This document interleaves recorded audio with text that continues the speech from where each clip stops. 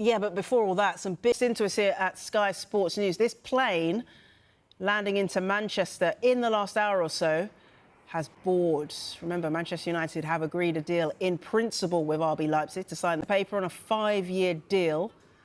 It breaks down to an initial £66.3 million and £7.37 million in performance-related add-ons.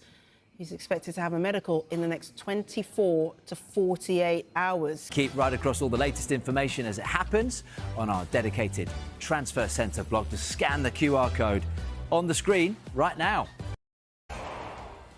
Let's get to Manchester United now, and the news broke club. Let's talk about that. Flex, welcome news to Manchester United fans, that one? It's an exciting time at Manchester United in terms of the ownership changing. It's a weird situation because at the end of the day, the Glazers have been there for so long and there's been loads of protests towards the Glazers, and it's almost like Manchester United fans have wanted this process to start for a very long time. But once the process starts and people start raising their hand and sort of the bidding war begins, it's like, OK, let's get these people vetted. What are their intentions for the club? Sir Jim Ratcliffe obviously is Britain's Britain's richest man. You know, Ineos have huge revenues, but he's a Manchester United fan. That is very warming. That's very nice to know. But at the end of the day, on a personal, this is a business decision. You know, anybody who comes into the club is parting with an awful lot of money, and that comes with, you know, they want awful lot of guarantees back. So the fact that he's a fan, I think, is good. I think that would suggest that he's going to align with what the fans want, align with what the fans have been missing from the Glazers. But in my opinion, I think it would be naive to just sort of jump in and automatically think that Sir Jim Ratcliffe is definitely the right option. I think what is more significant, guys, is the fact that actually now the process has well and truly started, and Sir Jim Ratcliffe is the first serious person to say, we have entered this race to buy Manchester United. That in itself is massive. Rival fans will use it as maybe against Manchester United, his involvement or the fact he's been vocal about other sporting teams, you know, the football teams as well. However, that's got to be a positive for Manchester United fans, knowing that he's been involved in sports before and he understands the business. Yeah, I think it's one of those things, isn't it? It's 50-50. If you've been involved in sports and it hasn't gone very well and you have a terrible track record, then you would say, actually, maybe that isn't such a good thing. I think he's done OK at Nice to varying degree, albeit a completely different proposition.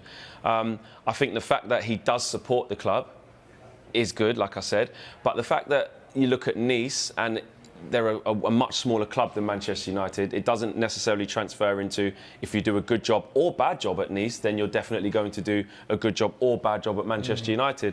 I just think the main thing that Manchester United need to get right is the fact that Manchester United fans have wanted the Glazers to come away from the club for so long. We can't mess this up. You can't just go for the first person who puts up the money. You can't just go for the person who you think is going to be the best suited just because they support the club. It's got to be a thorough process, whatever their background is, however much money they are able to put to the table. You look at what the Americans done, look at what Todd Bowley's doing at Chelsea. Manchester United fans can look at that and say, when it gets to the summer, I know we're looking at Chelsea's strategy and might not agree with it, but that sort of money and that sort of spending, let's have some of that. The training ground, the infrastructure of the youth team, the women's team, the infrastructure around Old Trafford and the generic area. Look what Manchester City have done. It's unbelievable what they've done just for the whole area of East Manchester. So I think these are all things that need to be taken into consideration.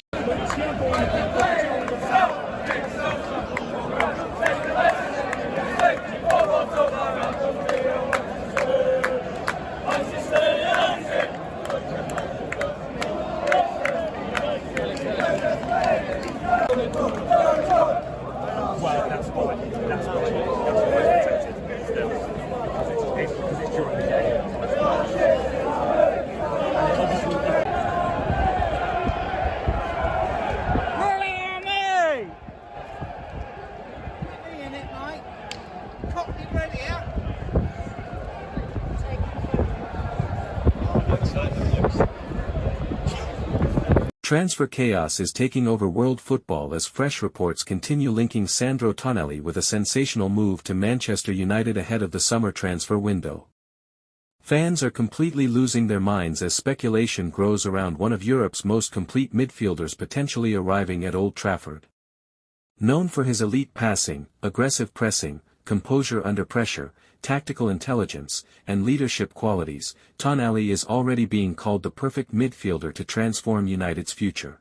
Social media has exploded with viral lineup edits, tactical debates, fan reactions, and transfer rumors as excitement continues to rise worldwide. Could Tonali become the next midfield king at Manchester United? Or will Newcastle United block any potential deal and keep their superstar midfielder? With football insiders continuing to discuss the possibility, anticipation is reaching unbelievable levels. This transfer saga is only getting bigger, and fans everywhere are waiting for the next major update. Stay tuned for all the latest transfer drama, breaking football news, reactions, tactical analysis, and huge updates surrounding Sandro Tonali's future.